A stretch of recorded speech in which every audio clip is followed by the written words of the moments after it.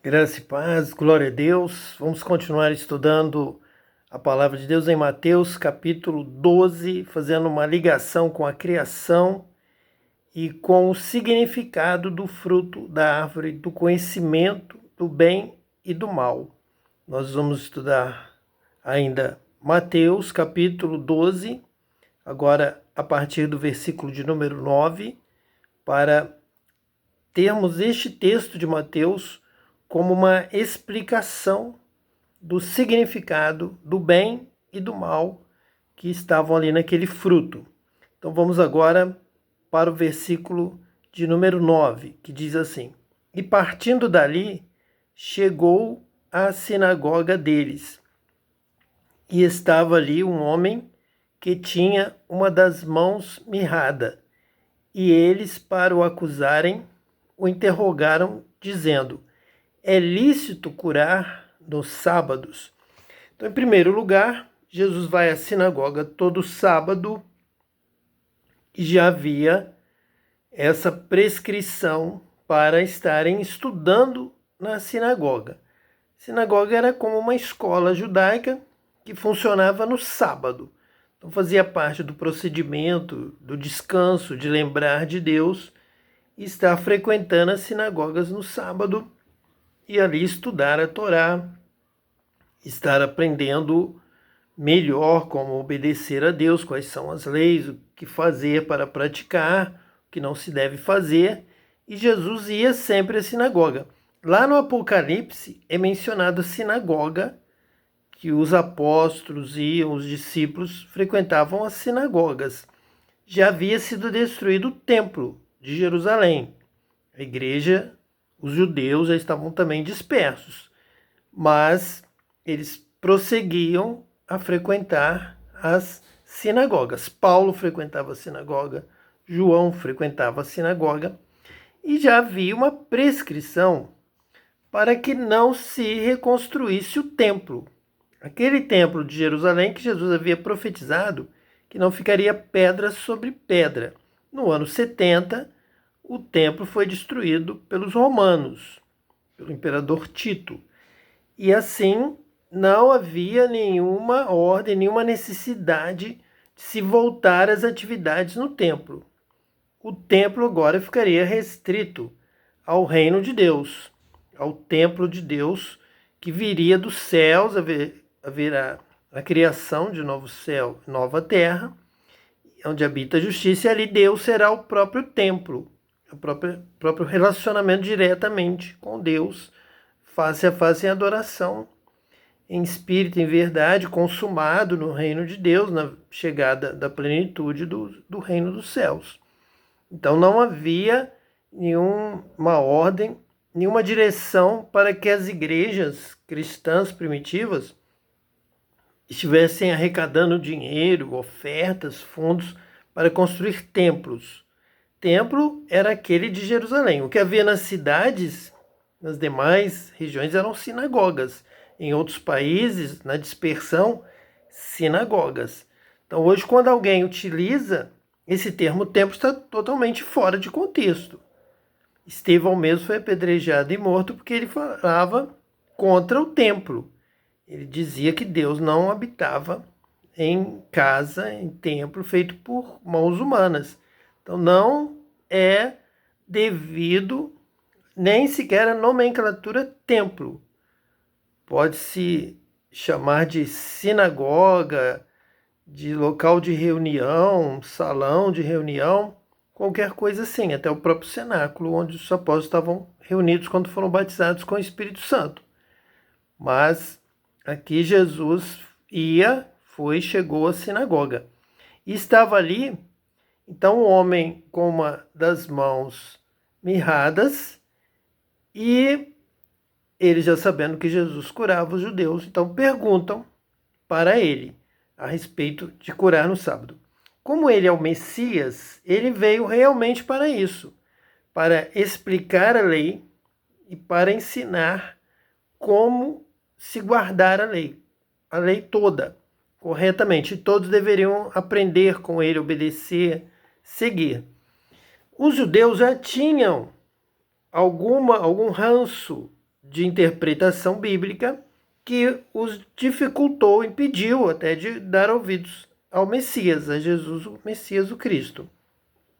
Então, eles não estavam com o coração aberto para o ensinamento de Jesus, para o que Jesus até iria fazer ali naquele momento, em que estava num sábado, estava numa sinagoga, com os judeus observando, julgando, e o que Jesus iria fazer. Jesus havia falado, pouco antes, na outra reunião com os judeus em outro local, que misericórdia quero e não sacrifício. Então, em situações em que a lei estivesse sendo confrontada com a cura, com a salvação, com a vida ou com a libertação, então é claro que a vida humana deveria ter mais valor naquela hora. Alguém poderia colher uma espiga de milho no sábado, se alimentar dos pães da proposição, e aqui o enfermo ser curado. Assim como se alguém estivesse andando no sábado e a sua ovelha caísse num buraco, ele iria resgatar a ovelha. E mais vale uma vida humana do que uma ovelha. É o que Jesus fala aqui no versículo 11. E ele lhes disse: qual dentre vós será o homem que, tendo uma ovelha, se num sábado ela cair numa cova, não lançará a mão dela e a levantará? Pois quanto mais vale um homem do que uma ovelha. É, por consequência, lícito fazer bem nos sábados. Então Jesus mantém o sábado. Jesus não contesta o guardar o sábado. Ele só ensina princípios para se guardar o sábado com sabedoria.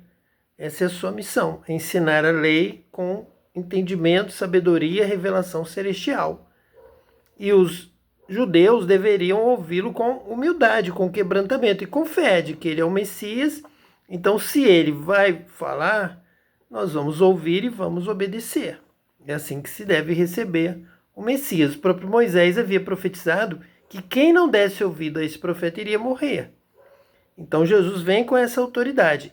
Ele vai ensinar com equilíbrio, com sabedoria, com entendimento, com revelação do Espírito Santo, os mandamentos, incluindo o sábado, até o sábado, com todo respeito ao sábado, mas ali estava Jesus maior do que o sábado, ensinando como guardar o sábado. O sábado também é o dia de fazer o bem. Então, ter o conhecimento do bem vai levar o homem a agir de várias maneiras. Sabedoria, com superioridade de entendimento, de conhecimento, de ciência, conhecimento de Deus, para entender que o bem está acima de tudo. Salvar vidas, fazer o bem, amar o próximo, resgatar o que está perdido, deve-se fazer também no sábado. É bênção, é alegria, é salvação, então é para isso mesmo que o sábado foi criado, para ser um dia de bênção, um dia de cura, um dia de salvação, de libertação. Então, por isso, Jesus vai fazer o bem no sábado. É o que ele faz no versículo 13, está escrito isso. Então disse aquele homem: estende a tua mão. E ele a estendeu e ficou sã como a outra. E as pessoas não dão glória a Deus, não louvam a Deus, não se quebrantam, não criam fé, não desenvolvem a sua salvação, mas acrescentam condenação pela sua incredulidade, pela sua ira, pela sua revolta contra Deus. É o que diz aqui o versículo 14. E os fariseus, tendo saído, formaram conselho contra ele para o matar. Então, vai alimentando mais ainda esse desejo, esse plano de matar Jesus, que vai se consumar lá no final. Eles realmente vão cumprir, vão realizar este intento.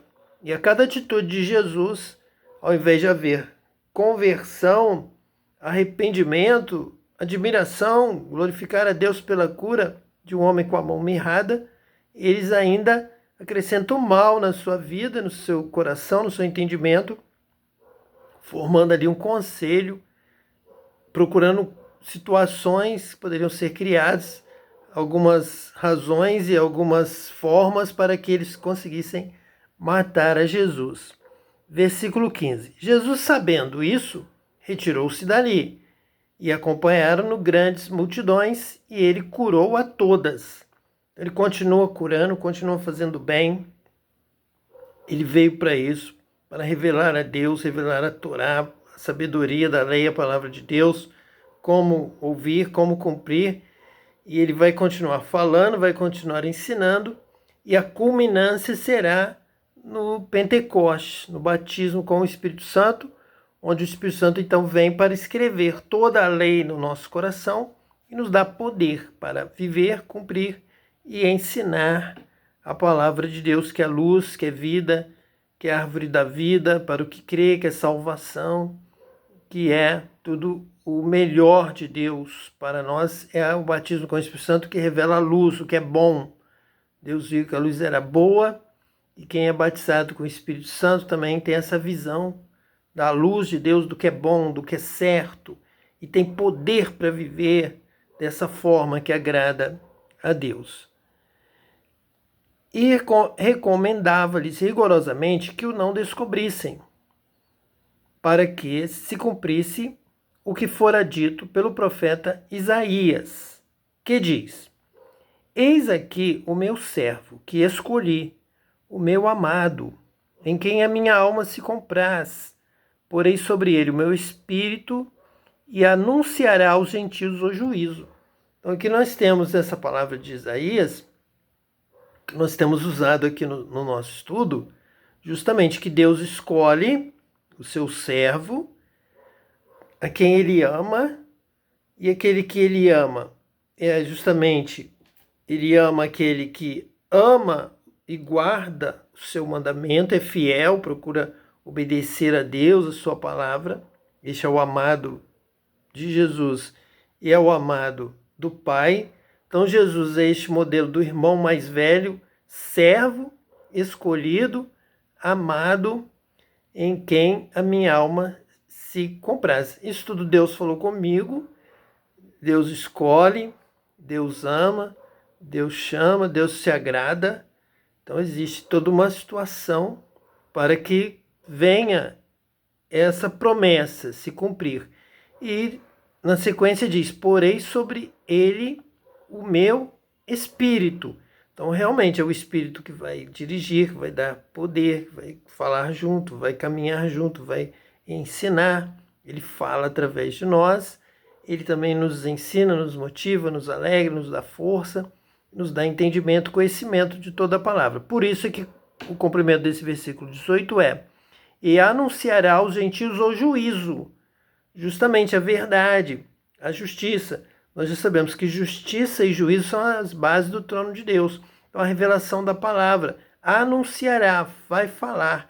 Para falar, o Espírito Santo tem que estar dentro de nós para ele falar através de nós todo o juízo, todo o anúncio, todo o evangelho. Recebereis poder ao descer sobre vós o Espírito Santo e ser-me-eis testemunhas. Então vamos anunciar a Cristo, tanto na Judéia, Samaria, em Jerusalém e até os confins da terra. Então Jesus está aqui cumprindo esse chamado, essa escolha, o amado de Deus, que recebe o Espírito Santo e anuncia aos gentios o juízo. E nós damos continuidade a esse ministério de Jesus da mesma forma. Versículo 19. Não contenderá, nem clamará, nem alguém ouvirá pelas ruas a sua voz. Então esse conhecimento do Espírito Santo, essa revelação, não é para ser discutida. Não é para contender com ninguém. Não há condição, porque vem do céu, vem do Espírito Santo. Nós vamos ver isso agora aqui na continuidade, essa situação. Vem do Espírito Santo, vem de Deus. Então não há homem, não há mulher que vá contender, que vá discutir, que vá falar, que vá questionar. Então não é essa a intenção, contender com ninguém, discutir assunto com ninguém. Não há como, não há condição. Por quê? Quem é da terra vai falar da terra. E quem recebe do céu vai falar do céu. Então é totalmente diferente, é uma distância que não se pode alcançar, não se pode resumir. Somente quem é cheio do Espírito Santo, é batizado com o Espírito Santo, que tem condição de falar as coisas de Deus com conhecimento do céu revelado por Deus. Então, é para ser transmitida, para ser anunciado e não discutido, para não haver contenda de opiniões, como se a terra pudesse discutir opiniões com os céus. Versículo 20. Não esmagará a cana quebrada, e não apagará o morrão que fumega, até que faça triunfar o juízo. Então esse é um versículo muito especial, um versículo que realmente vem falar conosco nessa continuidade da revelação do céu, que já vem pronto, que já vem realizado, que vem do Espírito Santo de Deus e que vai fazer, então, triunfar o juízo sobre a terra. A palavra de Deus diz que a glória de Deus vai encher toda a terra, assim como as águas cobrem o mar. Então, o juízo de Deus, a justiça de Deus, a glória de Deus, elas devem triunfar. Elas vêm para governar, vêm para dirigir, vêm do alto, vem o poder do alto para ensinar realmente com a sabedoria de Deus. Não é para estar na confusão da cana quebrada, da contenda, do morrão que fumega como um pavio, que fumega e traz, espalhando uma fumaça de confusão, de desentendimentos. Mas é para trazer paz, alegria, salvação, dissipar as trevas e trazer a justiça, o amor ao próximo, o conhecimento da misericórdia, do entendimento da bondade, de todos os dons e frutos do Espírito Santo. Versículo 22. Trouxeram-lhe, então, um endemoniado, cego e mudo, e de tal modo curou que o cego e mudo falava e via. Então, uma situação trágica, que era um endemoniado, e ele estava como um cego e como um mudo. Mas na libertação, na cura, ele também passou a falar e ver. Então, algo realmente extraordinário. Com isso, o versículo 23 diz assim: e toda a multidão se admirava e dizia: não é este o filho de Davi? Não é este o Messias prometido? O rei que vai herdar o reino, o trono de Davi em Israel? E realmente, Jesus veio de duas formas. Jesus veio para os judeus para ser recebido como rei de Israel. Realmente. Ele não veio para morrer pelos judeus. Não haveria necessidade de morrer pelo povo escolhido de Deus. Então ele veio para ser recebido pelos seus. Os seus o receberiam como filho de Davi, como Cristo, como profeta, como sucessor de Moisés, de toda a Torá, de toda a lei, de todo o Antigo Testamento.